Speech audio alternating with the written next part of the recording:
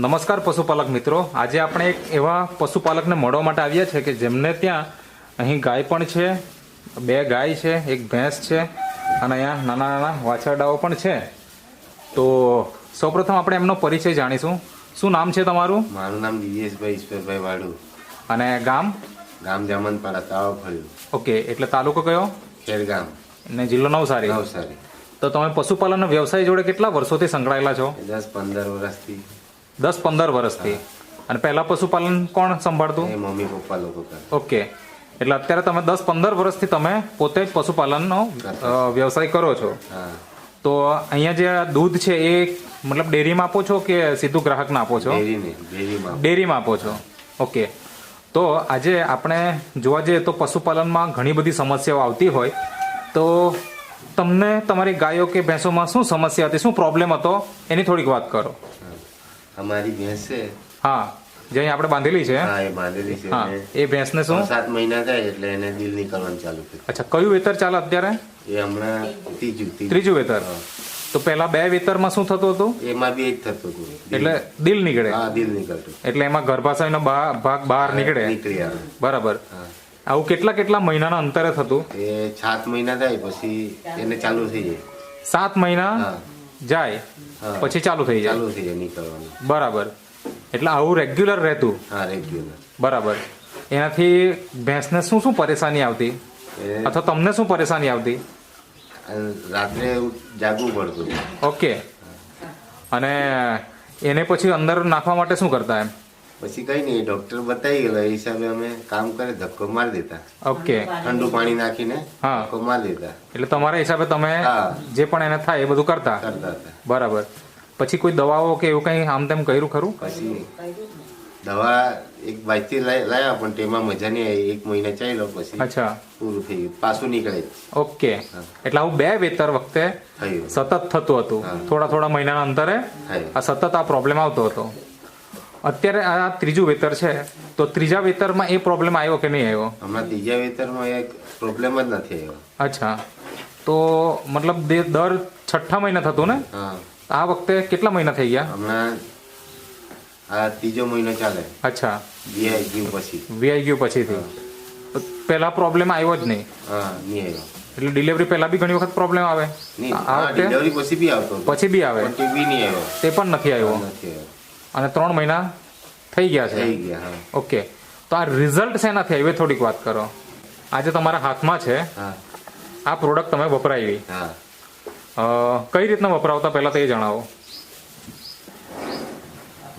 આ નેટસફ કંપનીની જે પ્રોડક્ટ છે જેમાં એડવાન્સ ફીડ સપ્લિમેન્ટ છે, પેટવેટ નામ છે એનું, અને અહીંયા તમે જોઈ શકો છો આ પેટવેટ બ્રીડ છે. બરાબર ને? તો આ તમે ખવડાવ્યું, કઈ રીતના ખવડાવ્યું?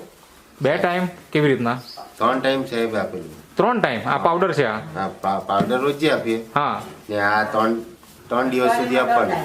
અઠવાડિયામાં 3 દિવસ તમે આ બ્રીડ આપતા, અને આ દરરોજ આપતા? દરરોજ. આ સવાર સાંજ 2 ટાઈમ આપતા? હા, નહીં, સવારે જ આપતા. સવારે જ આપતા, એક જ ટાઈમ? એક જ ટાઈમ. અચ્છા, તો આ જ્યારે નિયમિત વાપર્યું, કેટલા દિવસ વાપર્યા પછી ભેંસનું વિયાણ થયું? આ બ્રીડ માનું છે ને સર, 3 ડબ્બા જેવા લીધા. ઓકે. અને આ કેટલા ડબ્બા વાપર્યા? તો લગાતાર 3-4 ડબ્બા થઈ ગયા. ઓકે, તો કેટલા દિવસ વાપર્યા પછી મતલબ ભેંસનું વિયાણ થયું તે મને થોડુંક જણાવો. એ હમણાં 3 મહિના બાકી હતા ત્યારથી અમે લીધેલું. અચ્છા, એટલે હવે 6 મહિના થઈ ગયા કહેવાય. બરાબર ને? 3 મહિના પહેલા વાપર્યું અને ડિલિવરી પછી અત્યારે પણ ચાલુ છે ને? ચાલુ છે. હા. તો આ વખતે આ જે દિલ નીકળવાની જે સમસ્યા છે એ બંધ થઈ ગઈ, આવી જ નથી એમ અત્યાર સુધીમાં. તો આ વાપર્યું એટલે એનાથી રિઝલ્ટ મળી ગયું તમને. બરાબર ને? તો આ તો એમને વપરાયું, પછી એમની સાથે બીજે કોને વપરાયું? પછી આ ગાય લોકોને. અચ્છા, એટલે બંને ગાયનો વપરાવો છો? હા, બંને ગાય. અચ્છા, તો એમાં શું પ્રોબ્લેમ હતો? એને દૂધ ઓછું હતું, પહેલા જ વેતરમાં હતું ને એટલે. આ જે અત્યારે અહીંયા ગાય જે છે આનું પહેલું જ વેતર છે કે? આનું પહેલું જ વેતર. ઓકે. અને આ બી પહેલું વેતર છે? બંનેનું પહેલું જ વેતર છે. તો એમાં શું સમસ્યા આવી? એમાં પહેલા કેતા નીકળશે વધારે, 3-4 લીટરની. એટલે ઘરની જ ગાય છે કે વેચાતી લાવ્યો? વેચાતી લાવ્યો. અચ્છા, એટલે ત્યાં શું કીધેલું કેટલું નીકળશે? 6-7 લીટર નીકળે પણ. અચ્છા. નીકળ્યું નહીં, 3 લીટર નીકળ્યું. 3 લીટર એક ટાઈમ, હા એક ટાઈમ એટલે 2 ટાઈમ કેટલું 6 થાય? લીટર 6 લીટર એટલે થતું. આખો દિવસનું 6 લીટર એક ગાયનું નીકળે અને પેલી ગાયનું અને આ ગાયનું બી તેવું જ હતું એટલે 6 ને 6 12, 12 લીટર 12 લીટર દૂધ નીકળતું. હા અચ્છા, પછી આ ભેંસને જ્યારે તમે પાવડર ખવડાવ્યો હા તો આને તમે ક્યારથી ચાલુ કર્યું? આ ભેંસને ચાલુ થયું એટલે પછી એક મહિના પછી એ લોકોને ચાલુ કર્યું. હા ઓકે, તો આ બંનેનું પહેલું જ વેતર છે. પહેલું જ વેતર. તમને ઉમ્મીદ હતી કે ભાઈ 6-7 લીટર એક ટાઈમે નીકળશે એમ, બરાબર ને? હા.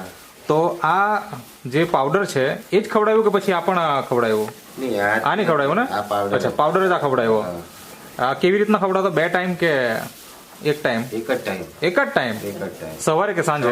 સવારે એટલે શેની સાથે મિક્સ કરીને ખવડાવતા? દાણમાં દાળમાં. હા એક ચમચી એમાં ચમચી આવે એ એક ચમચી નાખી દેવાની ઓકે, તો એક જ ટાઈમ તમે ખવડાવ્યું, એક એક ચમચી ખવડાવ્યું બેવને. હા તો એનાથી અત્યારે દૂધમાં કેટલો ફાયદો થયો? જે તમે કીધું કે સવાર સાંજ 3 લીટર આવતું, અત્યારે કેટલું આવે? હમણાં 12 લીટર આવે એક ગાયનું એક ગાયનું 12 લીટર 12 લીટર. સવાર સાંજ 2 ટાઈમ મળીને. સાંજ.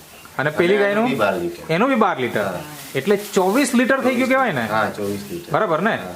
જે પહેલા કેટલું આવતું હતું? 12 લીટર. હા તો આમ જોવા જઈએ તો ડબલ Double. ઉત્પાદન થઈ ગયું, બરાબર ને? તો શું લાગે, મતલબ પહેલા જ્યારે તમે વાપરવાનું સ્ટાર્ટ કર્યું ત્યારે કેટલોક વિશ્વાસ હતો? સાચું જ બોલજો.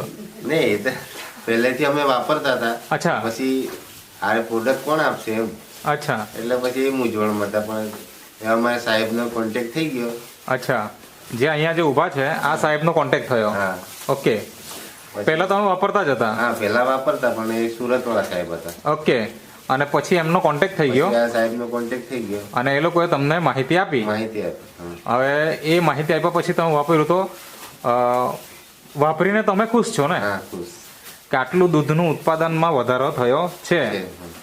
તો બીજા પશુપાલકને શું કહેવા માંગો છો તમે આ પાવડર વિશે? વાપરવું જોઈએ કે હા નહીં? વાપરવું જોઈએ આનાથી દૂધનો વધારો થશે થશે જ. હા થશે જ.